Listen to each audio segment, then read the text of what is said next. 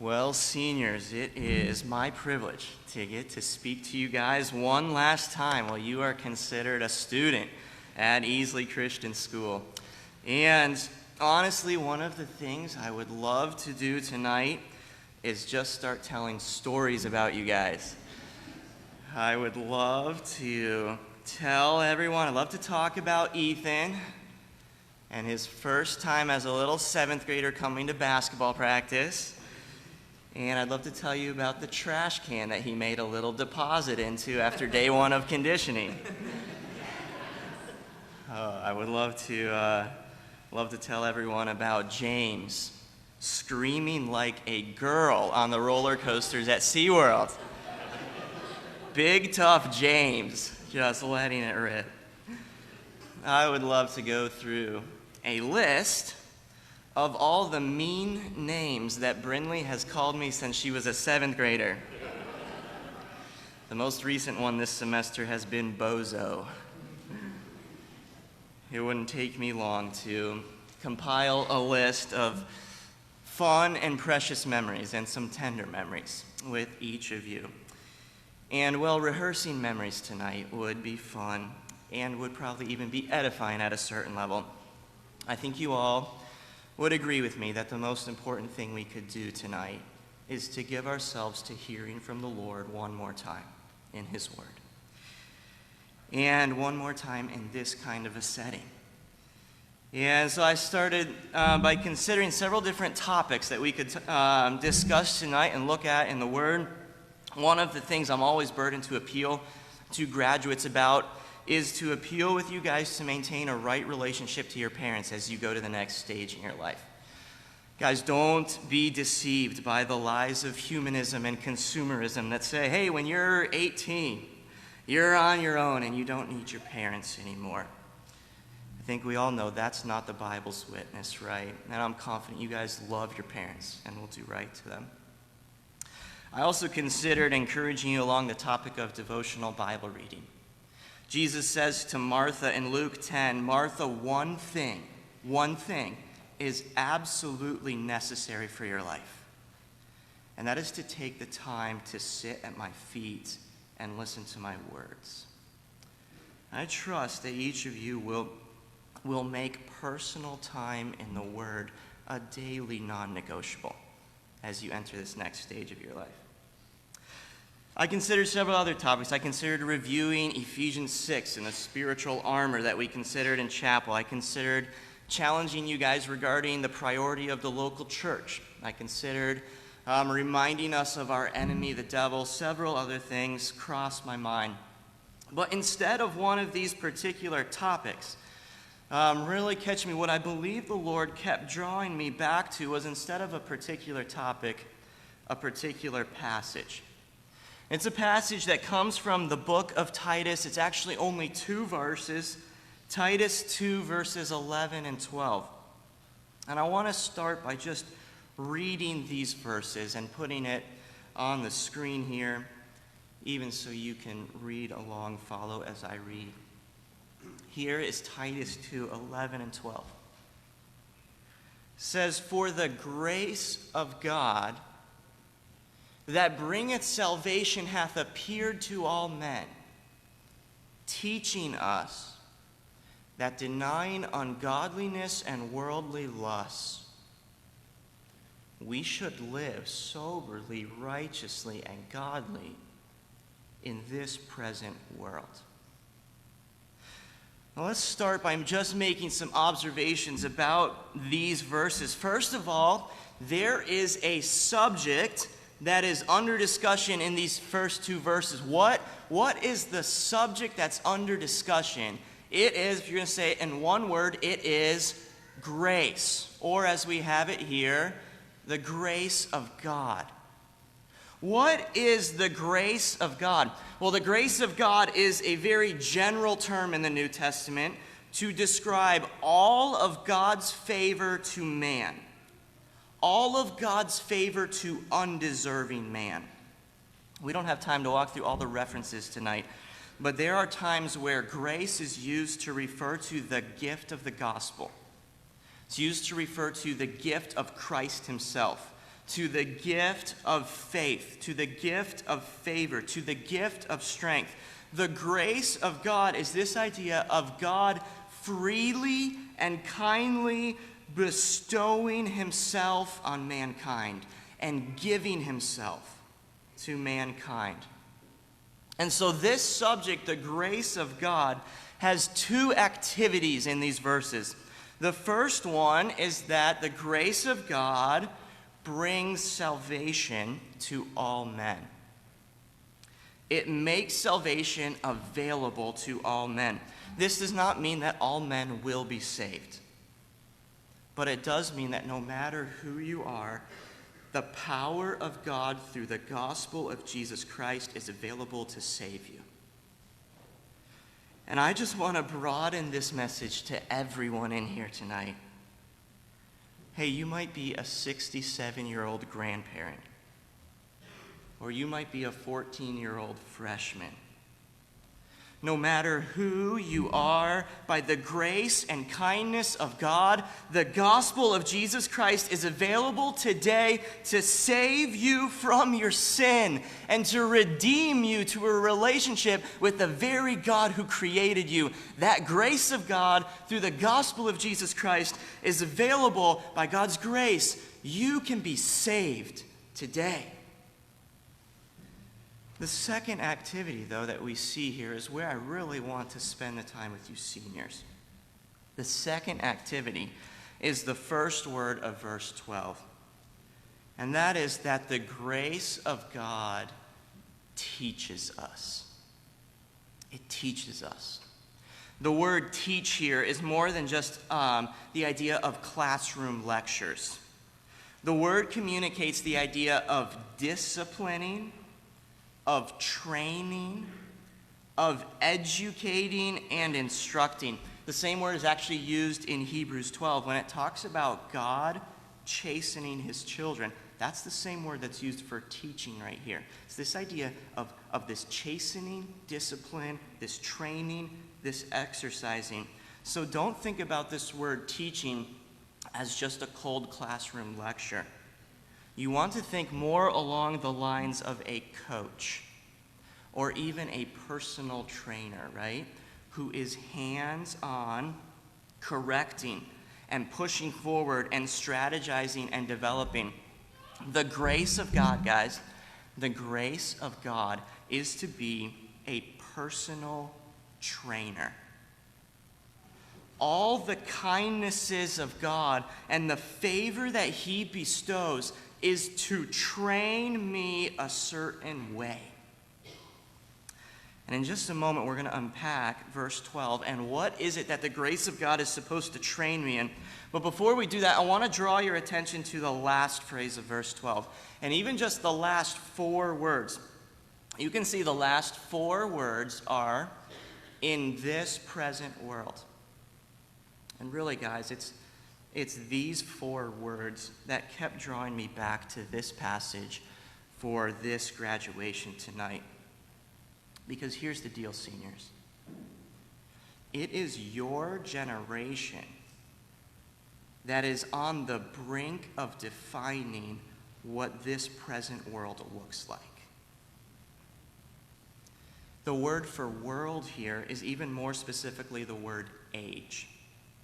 And it has a time element to it. You could substitute the word age for the word world here and read, in this present age. Okay, seniors, for the rest of your lives, it is your generation that is going to be rising to the positions of influence. And the present age that you will be living in is going to be a different age than what your grandparents grew up in.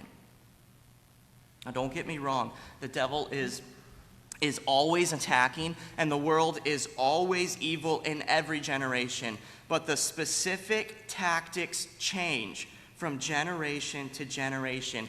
Listen, the age that you guys are going to be leaders in, that you're going to be decision makers in, that you're going to be parents in, that you're going to be disciplers in, the age that you're going to be in is going to have unique challenges in regards to the world around us.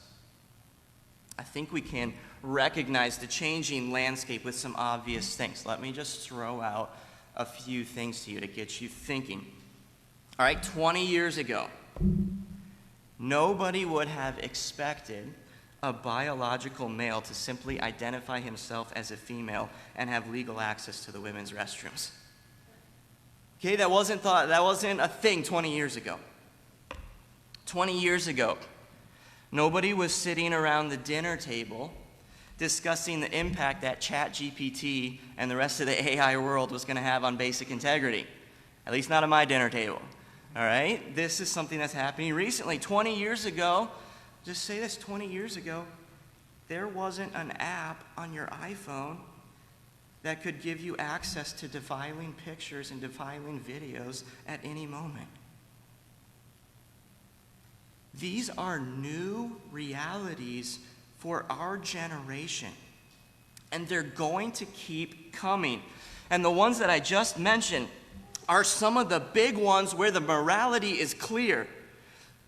But these big issues represent hundreds upon hundreds of more nuanced daily crossroads for the child of God that is trying to navigate life in today's world. And you know what? The Bible doesn't give us a step-by-step manual for every generation. And it doesn't give us a step-by-step manual for every issue in your generation. So how are you supposed to live in the age, in the generation that God has placed you in? Well, you are going to need a personal trainer. You are going to need the grace of God to be your teacher. With that in mind, would you look with me back at verse 12? What is it that the grace of God is supposed to teach me? That the grace of God is to train me in? Well, the first thing it's going to teach me is how to say no. It's going to teach me to say no to two categories. What are they? It says denying ungodliness and worldly lust. These categories summarize both the external evil and the internal evil. Okay, the usage of the word ungodliness in Scripture is always connected to behavior and conduct and actions. An external lifestyle that is not in keeping with the character of God, a proper reverence for God, or an accurate representation of God. That is the external lifestyle. When it says worldly lust, though, it literally reads lusts that are of the world. Galatians 5 talks about lust as being inflamed passions that are where? Inside of us, in our inner man. Inflamed passions for the things of this world, for the things of this godless world. And guys, what we are to understand is that the gospel of Jesus Christ and all the goodness and kindness and favor of God is supposed to train my instincts to be done with the godless world. Both my outward behavior and my inward desires are supposed to be broken of any affinity with the world. The proper instinct to the pulls of a godless world is to be ready to deny. And I really want all of you, and really all of us here, to probe our instincts. What is your instinct when it comes to the world?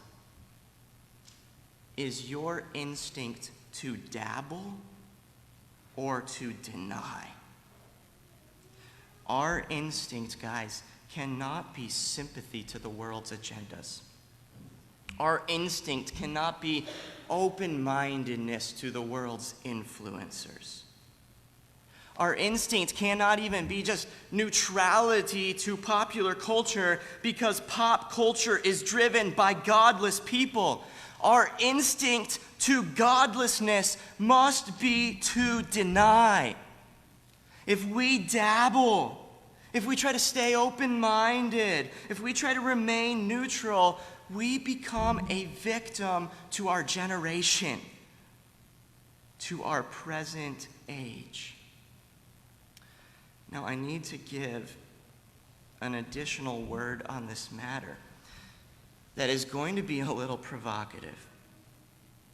And I really don't want to even go here, but I need to because it's in the Bible, and it cuts right to the heart of this text.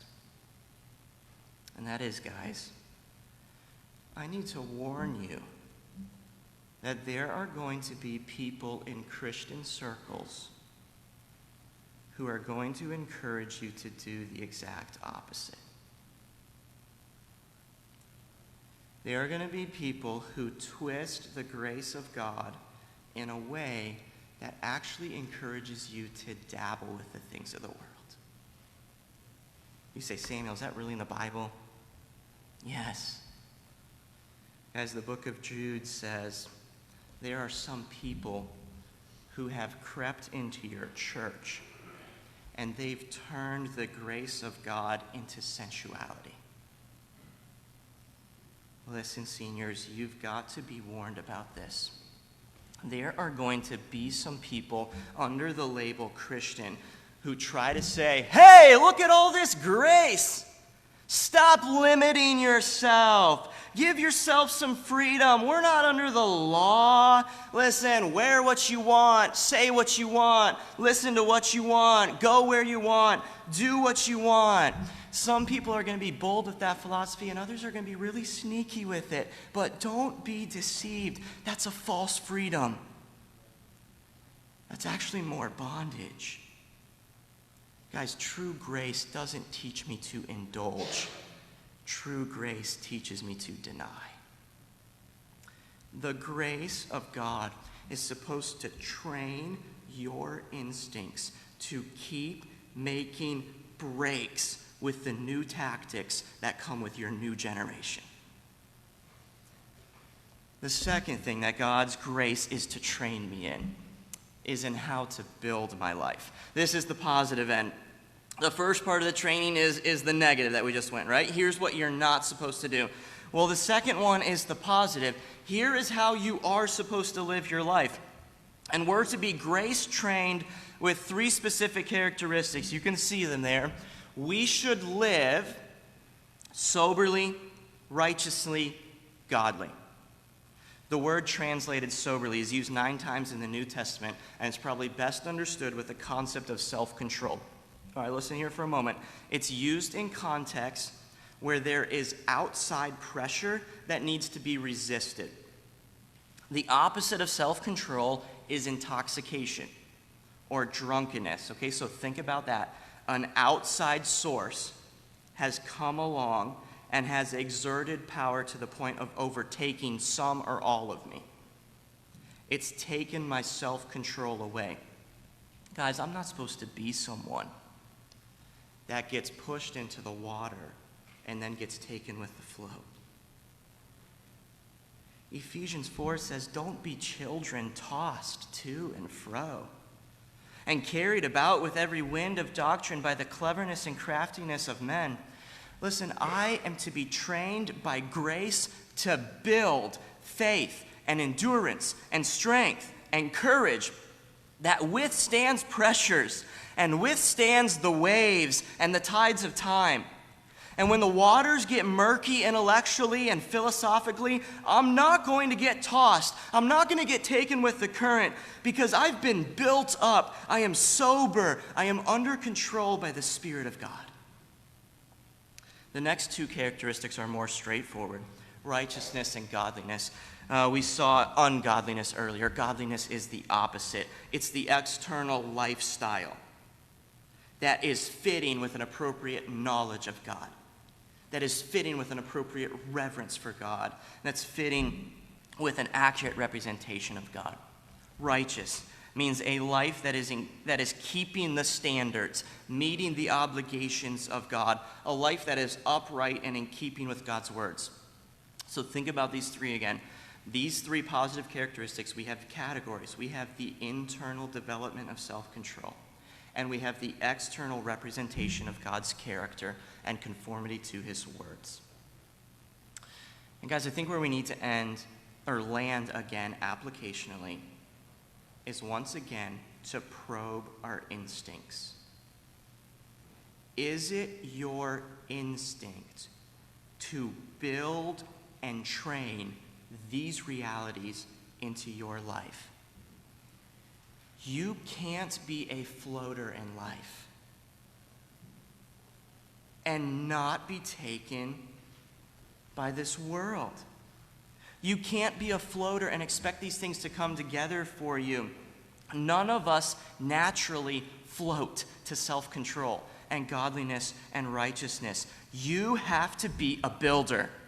You have to get with your trainer. You have to get with your teacher, and you have to build.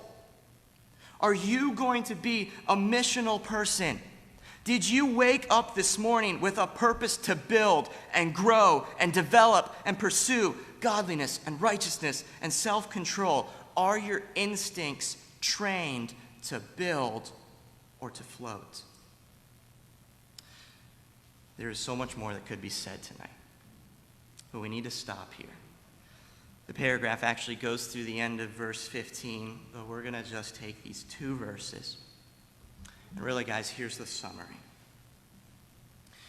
You guys are about to enter your present age, where you will be decision makers and leaders and parents and church members, and you're entering this age without a manual and without someone to go before you and tell you all the specifics. How are you going to make it in this world, in this generation? You must have grace-trained instincts. You must have grace-trained instincts.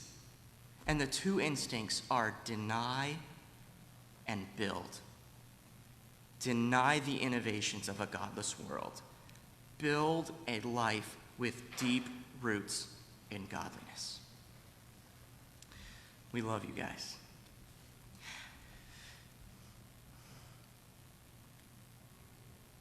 We're going to miss you, each one of you. We will not cease to pray for you. And now, we commend you to the God of all grace.